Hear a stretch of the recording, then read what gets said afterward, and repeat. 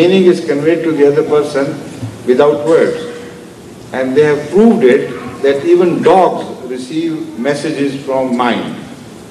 So if dogs can receive messages from mind, the person may be an English-speaking person, a Chinese, a Japanese, or an Urdu-speaking person. What he thinks is conveyed to the dog's mind. So the power of mind is different and the language of mind is different. So these parapsychologists have just suggested exactly what you are asking, that perhaps when we come to contact with the people of space, by that time we would have developed a science of parapsychology to a degree that we will be able to communicate just by thought, not by words, not by the spoken words or sound. And then they will understand. And some say that it is not necessary.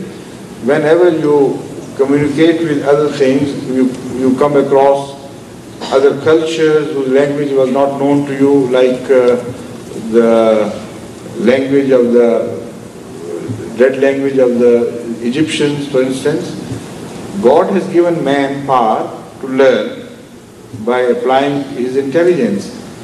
So they suggest maybe a time would come then when we meet, we begin to indicate things to each other through sign language and gradually learn each other's language and learn to communicate in both languages. So all these possibilities are open. May I ask another question? All right, yes. It's about Parda. As we are in Canada, so sometimes our ladies, they feel problem. I have already spoken enough on Parda repeatedly. The cassettes are available, so you can have access to them, please. Thank you.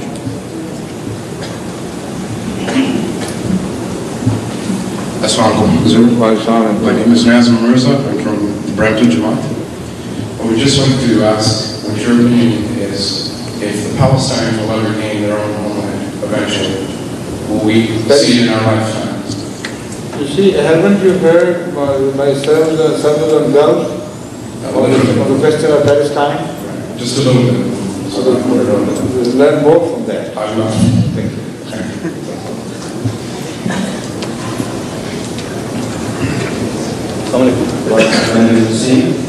Today my question is about creation. Today? There will be tomorrow. That's good. Okay, all the scientists today are working towards the theory of Big Bang. Yes. And they have calculated to say 1 billionth of a second after what happens after Big Bang. I want to know what Quran reveals to us about the creation. The Quran reveals to us about the creation.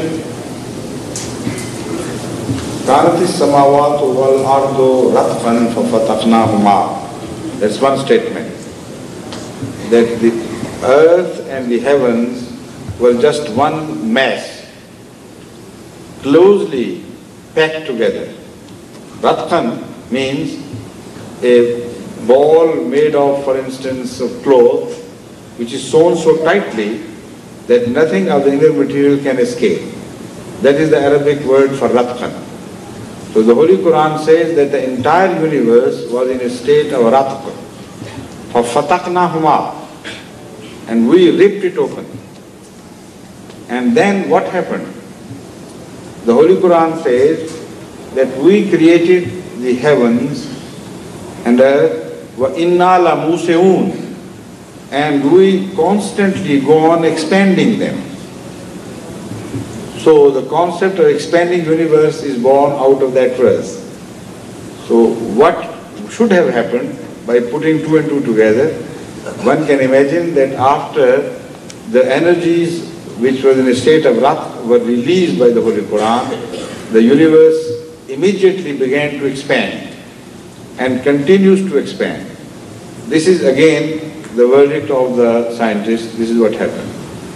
Then the Holy Quran says that يَوْمَ نَطْوِي السَّمَاءَ كَطَيِّ السِّجِلِّ لِلْكُتُبِ, a time would come when we would wrap up the entire universe like the rolling of a scroll. And that I have explained yesterday what the phenomena means. Then it says, Kama badana awwal al-khalqi noido. Like we gave the first, created universe for the first time.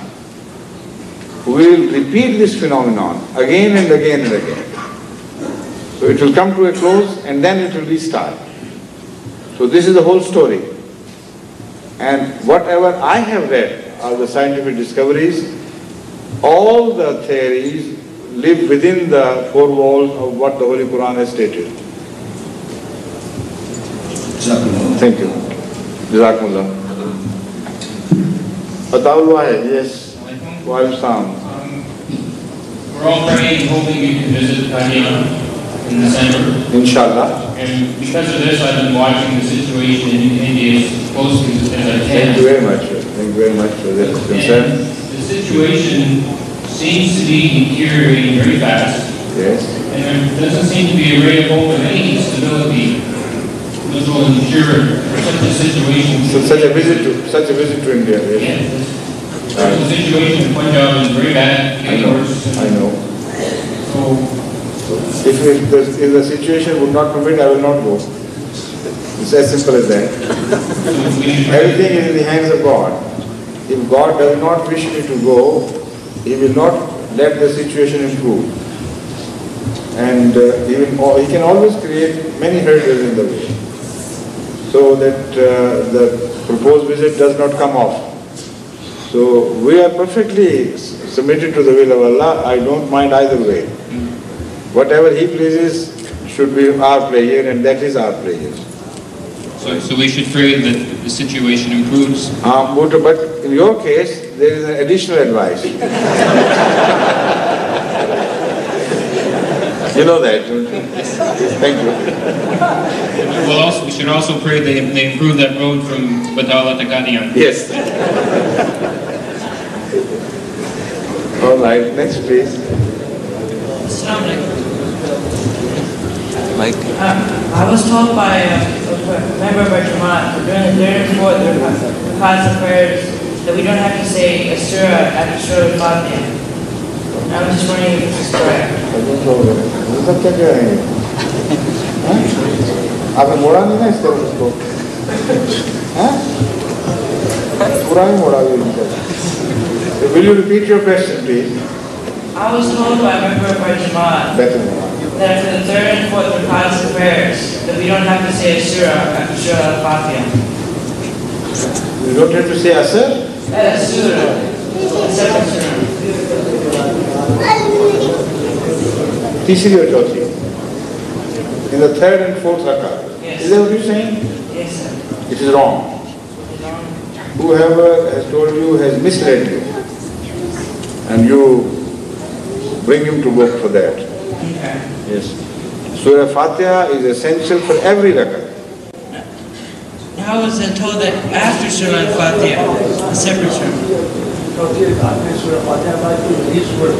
I'm sorry. But when you said first, I misunderstood you. I'm sorry for that. If he told you that after Surah Fatiha, in the third and fourth rakat, we do not recite the Holy Quran, this is correct.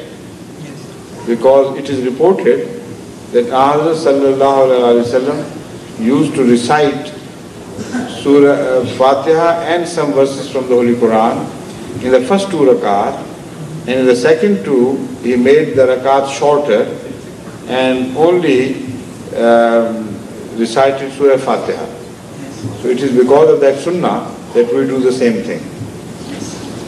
Thank you. Next please. I forgot to keep count. Are you keeping count? Yes. Ninth question, 1 minute left. So be very quick about it. Please, be quick. Walsam. My name is Rahman and I'm from the Washington Damas. Now skip the name now. Please come to the question. My question is, why aren't men allowed to wear gold in some clothes? Why the man? Something should be left for ladies, you know. Because the message to man is